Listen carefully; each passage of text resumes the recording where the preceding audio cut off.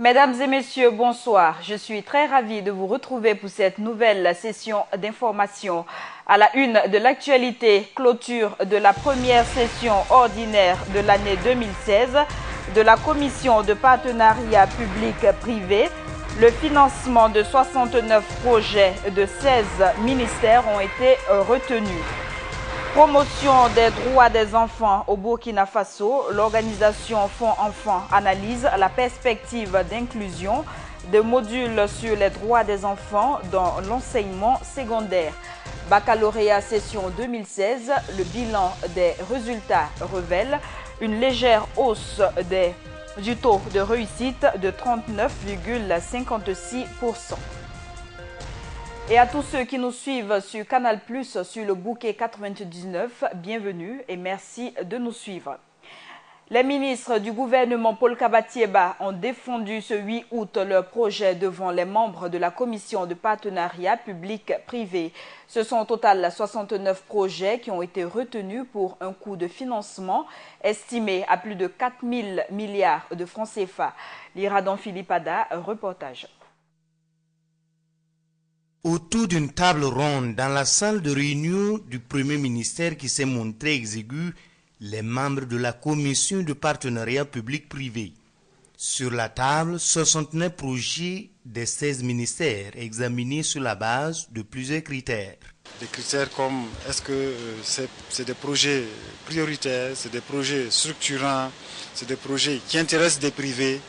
Est-ce que c'est des projets bien préparés, avec des études ou pas? Tour à tour, chaque ministre a présenté devant la commission à l'image du ministre de l'énergie, des mines et des carrières avec 10 projets dans son portefeuille. Ce sont des projets ambitieux qui devraient améliorer les conditions de vie des populations burkinabées. Nous avons pu inscrire le projet donc de recrutement de 5 producteurs indépendants pour la réalisation de 5 centrales solaires qui avaient déjà été autorisées par le Conseil des ministres.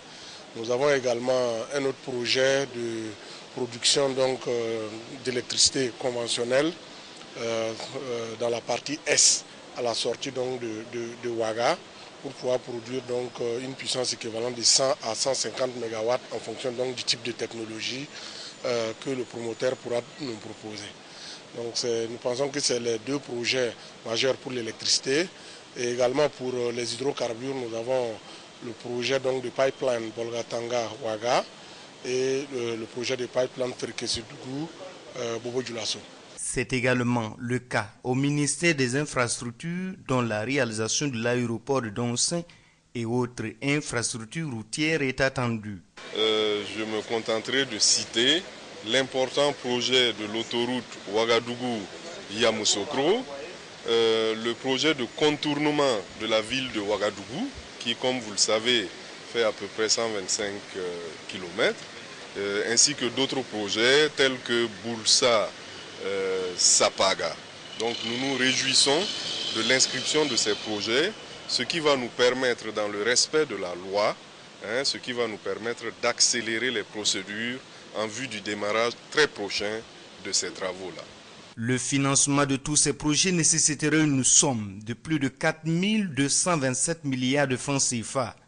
Mais avant, un travail devrait être fait en vue de retenir les projets prioritaires qui seront, dans un délai d'1 mois, soumis en Conseil des ministres pour adoption, après quoi les ministres concernés iront à la recherche de financement. L'ambassadeur américain Tulinabo Mushingi est la première personnalité à rendre une visite de courtoisie au nouveau président de la CENI, Newton Ahmed Barry, depuis son installation. Le remplaçant de Maître Barthélémy Kéré a saisi l'occasion, une fois de plus, pour décliner ses priorités aux diplomates américains. Il s'agit de la reprise partielle des élections municipales et du vote des Burkinabés en 2020. Samba Kassile Traoré. Rendre une visite de courtoisie au tout nouveau président de la Commission électorale nationale indépendante CENI. Tel a été l'objet de la présence de l'ambassadeur des États-Unis d'Amérique, Mushingi Tulinabo, à la CENI le 8 août 2016. C'était une visite de courtoisie. Il est nouvellement installé. Nous avons tenu quand même à venir lui rendre visite, dire bonjour et aussi parler bien sûr de ce que nous avons fait avec l'ancienne CENI et voir comment d'ici là nous allons continuer à progresser avec la nouvelle CENI. Comme vous avez comme nouvelle équipe, bien sûr nous voulions savoir quelles sont les priorités qui sont déjà fixées pour conduire cette machine qui s'appelle la CENI. Et les priorités de Ahmed Newton Barry, président de la CENI, sont claires. Les priorités de la nouvelle équipe, c'est qu'il faut d'abord celles qui dépendent de nous et celles qui ne dépendent pas de nous. Nous avons probablement l'obligation d'organiser dans les mois à venir la reprise des municipales. Ça, c'est une priorité. Nous sommes en train d'y travailler. Nous avons aussi la priorité, évidemment, de créer les conditions de l'opérationnalisation du vote des Burkinabés de l'étranger. Et puis l'autre élément sur lequel je reviens très souvent aussi, c'est la question fondamentale de la maîtrise des coûts. Et donc, évidemment, la question de la soutenabilité du fait électoral. Le président de la CENI dit être ravi de cette visite de l'ambassadeur des États-Unis d'Amérique, qui est d'ailleurs la première visite officielle qu'il reçoit depuis sa prise de fonction le 1er août dernier. Autre information, le mouvement du peuple pour le progrès, parti au pouvoir, n'a jamais été imperméable aux critiques constructives. Le deuxième vice-président du parti, Simon Compaoré, l'a affirmé ce matin au cours d'une conférence de presse. Le parti au pouvoir s'est aussi prononcé sur la situation nationale. Le compte-rendu est signé Hassan Nakrou. Pour lesquels le peuple nous a donné. Le parti au pouvoir, le mouvement du peuple pour le progrès MPP, a donné sa lecture sur la situation nationale ce lundi 8 août 2016 au cours d'une conférence de presse animée par le deuxième vice-président du parti, Simon Compaoré. Je vous dire que le MPP, avec tous les partis amis qui composent la majorité, nous n'allons jamais faillir, faiblir devant les critiques. Nous voulons dire également que toutes les critiques constructives, nous allons les exploiter. Parce que s'il n'y a pas de critique, on ne peut pas avancer. Si le gouvernement quitte le cas, le parti va l'interpeller. Mais tant que le gouvernement va être dans l'axe que le parti a tracé à travers le programme de son candidat, nous allons soutenir ce gouvernement-là. De la loi des finances rectificatives en passant par la justice, la grogne sociale, le plan national de développement économique et social PNDS, tout est passé au peigne fin. Pour le deuxième vice-président, l'heure n'est plus au discours, mais aux actes. Nous disons aussi à ceux qui pensent que certaines actions peuvent être de nature à nous distraire. Nous restons sur l'axe. Less talk, more action. Moins de bavardage, plus d'action. Voilà. Ça sera notre référence comme ça.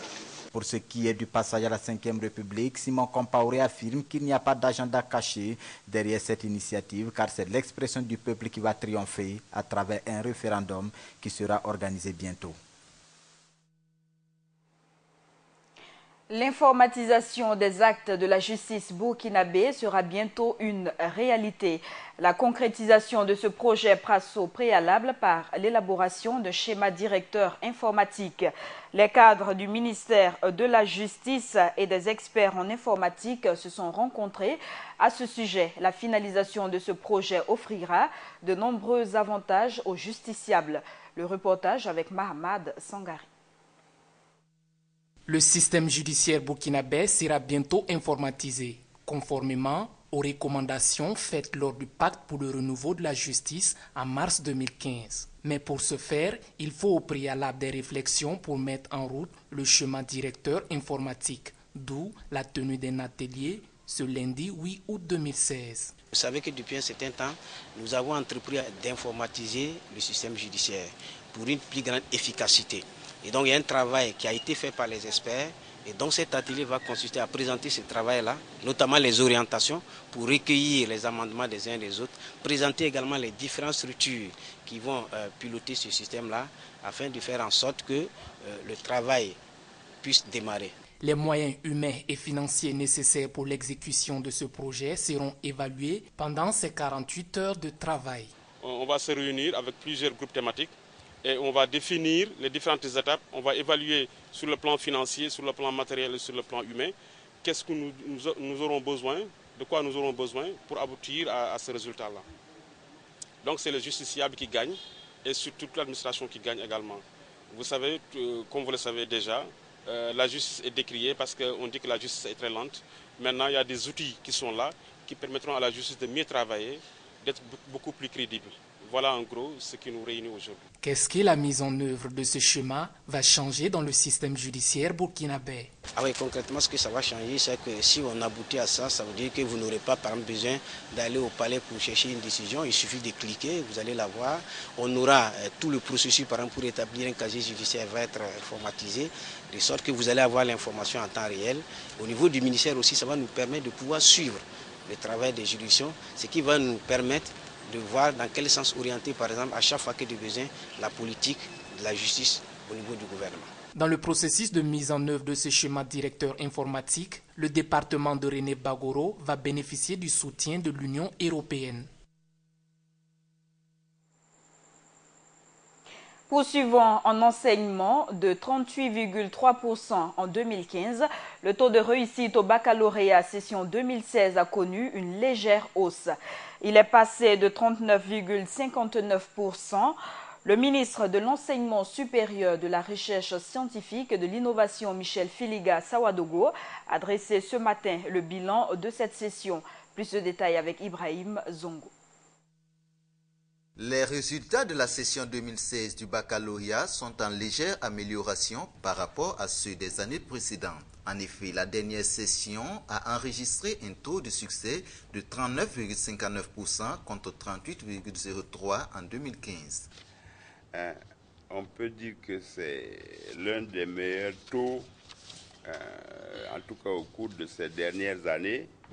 En 2013, pour vous donner quelques années, c'était 34,90, 2014, 37,04, 2015, 38,03 et 2016, 39,59, comme je vous le disais tout à l'heure. Au total, 27 267 sur 68 881 candidats présents ont pu obtenir leur premier diplôme universitaire cette année. Mais à voir les statistiques, la participation des filières scientifiques et professionnelles reste minime, quoique les résultats dans ces filières soient meilleurs.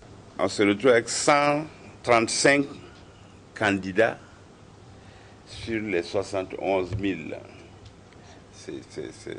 Honnêtement, c'est minable, c'est pas bon. Il y a par exemple 2 lycées scientifiques, grands lycées scientifiques, qui sont prévus, c'est depuis l'année dernière, c'était moi-même qui avais signé l'accord, à Ouagadougou et à Bobo.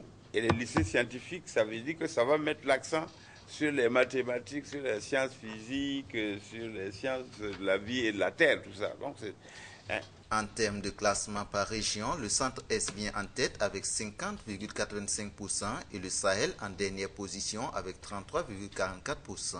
Il faut aussi noter que le bachelier ayant enregistré la plus forte moyenne est Paré Ilham Hilda Nado du Collège Notre-Dame de l'Espérance de Ouagadougou avec une moyenne de 17,75. En dépit des lois qui existent sur la protection des droits des enfants, le travail des mineurs est une réalité dans ce pays. Il est fréquent de voir des enfants dans des débits de boissons ou d'autres lieux publics. Pour les défenseurs des droits des enfants, l'application des textes pose énormément de problèmes. Suivant. Dans la ville de Ouagadougou, il n'est pas rare de rencontrer des enfants qui s'adonnent à des activités diverses. On retrouve souvent ces enfants dans les débits de boissons, ce qui n'est pas sans conséquence dans la vie de ces derniers. Pourtant, depuis 1964, des lois existent pour interdire le travail des mineurs. Depuis 1964, il y a par exemple un décret qui réglemente la circulation des mineurs dans les débits de boissons. Donc, il y a longtemps que ce texte existe, par exemple. Il y a également le décret qui porte sur les travaux dangereux, dans lequel on dit que le travail au niveau du secteur informel, le travail dans les débits de boissons est interdit.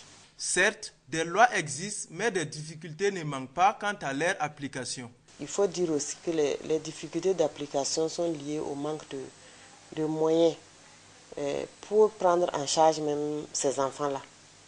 Si je prends l'exemple, on demande à la police, à la gendarmerie, oui, les enfants ne doivent pas être dans les débits de boissons. En une nuit, ils peuvent vous faire, en tout cas, prendre tous les enfants qui sont dans les débits de boissons. Ce n'est pas ça le problème, mais où ils vont les mettre. Il faut des mesures d'accompagnement. Et ces mesures d'accompagnement, il n'y a pas beaucoup de moyens pour ces mesures d'accompagnement-là. Parce que chaque enfant qui sera pris doit être placé en attendant dans un centre d'accueil que l'État n'a pas. Même s'il y a beaucoup de partenaires qui interviennent, les services sociaux font leur travail et tout, les forces de sécurité font l'effort, mais ce n'est pas suffisant. Pour parer à toutes ces difficultés, des solutions sont proposées. Il faut que les actions là soient vraiment coordonnées et concertées. Il faut qu'il y ait plus de moyens pour permettre aux services sociaux, aux forces de sécurité de jouer leur rôle dans l'application de la loi.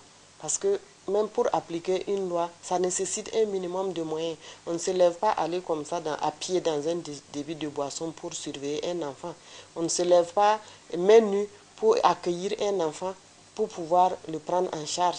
Mais il faut que vraiment on puisse amener les parents à comprendre et qu'ils assument aussi la part de leurs responsabilités, que l'État aussi puisse accompagner ces familles-là. L'État a sa part de responsabilité dans la prolifération de ces phénomènes, mais il appartient aussi aux parents de jouer leur partition pour que l'abolition du travail des enfants soit une réalité au Burkina Faso. Et l'application des droits des enfants passe également par leur connaissance. Des acteurs du système éducatif et ceux de la protection des droits des enfants travaillent à l'inclusion de modules sur les droits des enfants dans l'enseignement secondaire. L'atelier de capitalisation des résultats de l'expérimentation de ce projet a été organisé par le Fonds Enfants à Koudougou, Benazir Ilboudou. L'inclusion des droits de l'enfant dans l'enseignement secondaire est l'objectif de l'atelier que le projet Fonds Enfants a initié ce lundi 8 août 2016 à Koudougou. Il s'est agi à cette occasion de faire le point de l'expérimentation de l'initiative entamée depuis novembre 2015. Un atelier que salue la directrice générale de l'encadrement pédagogique de la formation initiale et continue. Que l'introduction de l'enseignement des droits de l'homme en général, des droits de l'enfant en particulier, est un engagement des États pris consécutivement à la ratification des instruments juridiques internationaux de défense et de protection des droits de l'homme, comme particulièrement la Charte africaine des droits de l'homme et des peuples, et plus encore la Convention relative aux droits de l'enfant ratifiée le 31 août 1990 et qui engage l'État à faire largement connaître les principes et les dispositions de la présente convention par des moyens actifs et appropriés aux adultes comme aux enfants et à promouvoir l'enseignement des droits de l'homme, y compris les droits de l'enfant dans le cadre scolaire et dans le cadre de la formation pédagogique. Ce sont les régions du centre-est, du sud-est et de l'est du pays qui ont servi de lieu d'expérimentation. Et pour Kouela Nathalie, le bilan est appréciable. Elle note que le fonds ne ménagera aucun effort pour soutenir le projet. Il y a des motifs de satisfaction, mais on attendra en tout cas les travaux au cours de ces 2 jours-là pour voir aussi en termes d'acquis qu'est-ce qu'on peut retenir, en termes de difficultés qu'est-ce que nous pouvons retenir et quelles sont les perspectives que nous pouvons dégager. Mais je tiens déjà en tout cas à rassurer notre partenaire de notre disponibilité à les accompagner d'une manière ou d'une autre afin que l'intégration de ce module ou bien du moins l'enseignement de ce module dans le système éducatif puisse être une réalité. En rappel, le projet Fonds de lutte contre la traite et les autres pires formes de travail des enfants a été créé en 2005 dans le cadre de la coopération entre le Burkina et la République fédérale de l'Allemagne. 8 août 2016, c'est aujourd'hui la commémoration de la journée internationale du chat. Et pour ceux qui l'ignorent, cet animal a fait son apparition dès le Moyen-Âge. Apprécié pour ses talents de chasseur, il est un animal controversé. Benazir Ilboudo nous en dit plus. Le chat, un animal controversé. Si pour certains il est un bon compagnon de l'homme, d'autres ont des préjugés sur lui. Au Moyen-Âge, le chat était apprécié en Europe, surtout à la campagne, pour ses talents de chasseur. Il a ainsi pu bénéficier d'un certain respect au XIe siècle lorsque les premières hordes de rats noirs arrivèrent en Europe pour dévorer les céréales et les fruits. Mais les choses ont pris un autre tournant quand, en 1233, le pape Grégoire IX, créateur de l'Inquisition médiévale, considéra que le chat, tout comme le crapaud, est une incarnation du diable et déclara que toute personne abritant un chat noir risque le bûcher. En 1484, le pape Innocent VIII promulgua un édit qui conduisit au sacrifice des chats pour les fêtes populaires. Considéré comme le déguisement du diable sur terre pour ses visites, et fut condamné ainsi que ses maîtres, les sorciers et les sorcières, au bûcher pendant l'Inquisition. Et si le chat était craint, dans d'autres contrées, il était adulé et adoré. En Égypte, au 4e millénaire avant notre ère, le chat était apprécié pour sa douceur, sa grâce et sa nonchalance. Il était un animal protecteur car il chassait les rats et autres rongeurs. Il éliminait des vecteurs de maladies transmissibles graves comme la peste et chassait les serpents, notamment les vipères à cornes. Dans la mythologie égyptienne, une déesse du nom de Bastet était même représentée par un chat. Fille du dieu solaire Ré, Bastet est parfois considérée comme la fille d'Amon. Sous sa forme de chatte ou de déesse à tête de chat, elle est la déesse de la bienveillance, protectrice de l'humanité, également déesse musicienne de la joie et déesse de l'accouchement. Ainsi, Bastet, protectrice des femmes et des enfants, détient le pouvoir magique qui stimule l'amour et l'énergie charnelle, un atout qui lui valait un culte tout particulier de la part des Égyptiens. Vers la basse époque, la fête de Bastet était l'une des plus populaires du calendrier égyptien.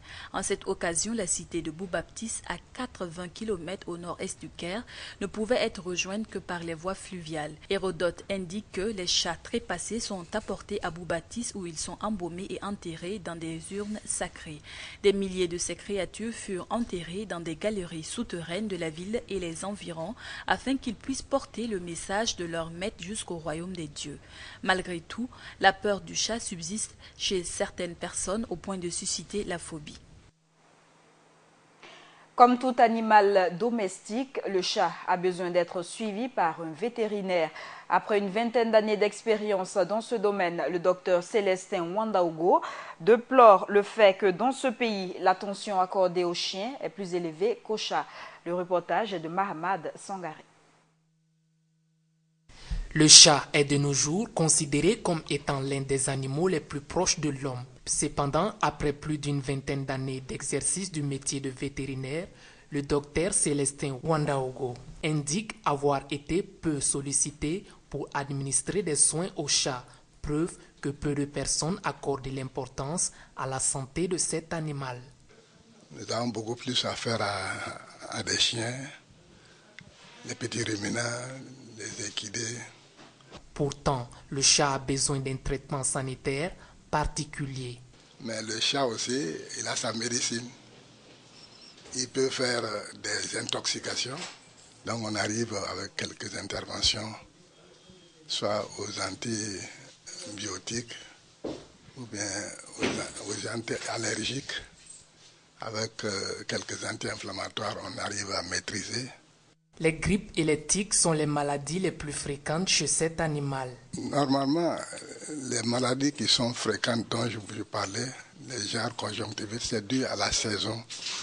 Il y a des périodes où vraiment eux aussi ils font leur sorte de toux ou de rhinite. Mais de mon exercice de plus d'une vingtaine d'années, nous n'avons pas encore enregistré de rage féline. Au vu de ces maladies, la consommation de la chair du chat comporte-t-elle des risques? Dans la consommation du chat, la viande du chat, il peut y avoir des risques qui peuvent être liés à des maladies telles que les zoonoses, ce qui peut dire que la rage aussi peut être un indice qu'il faut éviter à tout prix. Étant un animal souple et prudent, les fractures et les traumatismes sont rares chez le chat. Toutefois, faire vacciner régulièrement le chat est important non seulement pour la santé de l'animal, mais aussi pour celle de son entourage, a indiqué le docteur Célestin Wandaogo. Actualité sportive, les meilleurs acteurs du monde sportif burkinabé ont été récompensés hier durant la première édition des Faso Awards. Faso Foot Awards, entraîneurs, joueurs et promoteurs d'événements sportifs ont reçu des trophées et attestations. Retour sur cette cérémonie avec Hassan Nakrou. Les acteurs du monde du football ont encore été récompensés au cours de cette première édition du Faso Foot Award organisée par John William Somda, une initiative qui a pour but de promouvoir le football burkinabé, mais aussi créer de l'espoir aux jeunes footballeurs qui rêvent de jouer dans la cour des grands. Non, pour nous, c'est une façon de booster davantage le moral des enfants. Vous savez très bien qu'au Burkina, les footballeurs ne jouent pas pour des prix individuels. Au Burkina, on joue pour accéder au professionnalisme demain. Il faut faire en sorte que cette culture des prix-là s'installe au Burkina dès à présent. Vous savez déjà que ce n'est pas le seul prix. Vous avez déjà la nuit des champions de la FBF, vous avez les sabots d'or, aujourd'hui vous avez Faso Foot Awards. Il faut faire en sorte que les Burkinabés sentent que tout ce qu'ils produisent sur le terrain est remarqué et apprécié. Et c'est le lieu aussi d'encourager, de féliciter une fois de plus tous ceux qui ont été primés ce soir. Une première édition réussie pour les organisateurs qui entendent du même coup faire mieux pour les éditions à venir. Je pense que de notre côté, on est satisfait. C'est plutôt, je dirais, à ceux qui ont suivi l'émission, c'est plutôt aux sportifs de dire si cette première édition est une réussite ou pas. Mais pour notre part, je pense que à partir du moment où on ne s'arrête pas à cette première édition, ce n'est pas encore le moment de faire le bilan parce que des ratés, il y en a eu. Il faudra donc dès demain matin travailler à dénombrer ces ratés afin de les éviter lors de la prochaine édition. Les lauréats des grands prix de cette édition ont été encore le Rail Club du Kadougou avec à leur tête l'entraîneur emblématique Kamou Malo. Bon, moi je ne vois pas la chose comme ça. Je vois plutôt, c'est vrai, au-delà des récompenses individuelles et collectives, je vois l'immensité de la tâche. Parce que c'est maintenant que je me rends compte que c'est une responsabilité qu'on porte.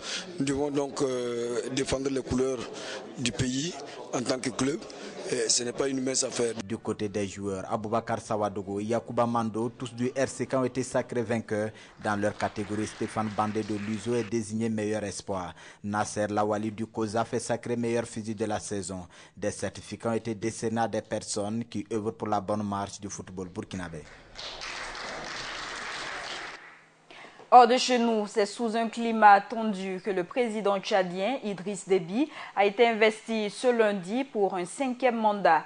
Une quinzaine de chefs d'État africains, dont le président burkinabé Roch-Marc Christian Kaboré et le ministre français de la Défense ont participé à la cérémonie d'investiture à N'Djamena. Dans son discours, le président tchadien a promis œuvrer pour le développement de l'agriculture. Il a aussi lancé un appel à la concorde nationale. Une manifestation de l'opposition interdite par le gouvernement s'est soldée hier par la mort d'une personne. Nouvelle attaque meurtrière dans l'est de la RDC. 14 personnes ont été tuées dans la nuit d'hier à aujourd'hui dans plusieurs localités. L'armée congolaise et des responsables locaux attribuent ces violences à des groupes armés congolais. Et le Fonds monétaire international FMI nomme un nouveau représentant en Centrafrique. Olivier Vénan occupera désormais cette fonction. Il a été nommé lors du conseil d'administration tenu à son siège aux États-Unis. Selon des sources, sa présence en Centrafrique aidera le gouvernement à bien gérer les différentes subventions que le Fonds mondial international lui accordera. Et c'est la fin de votre journal. Merci à tous de l'avoir suivi. N'oubliez pas, votre télévision Burkina Info est désormais sur Canal Plus et sur le canal 99. Merci à tous d'avoir suivi cette édition.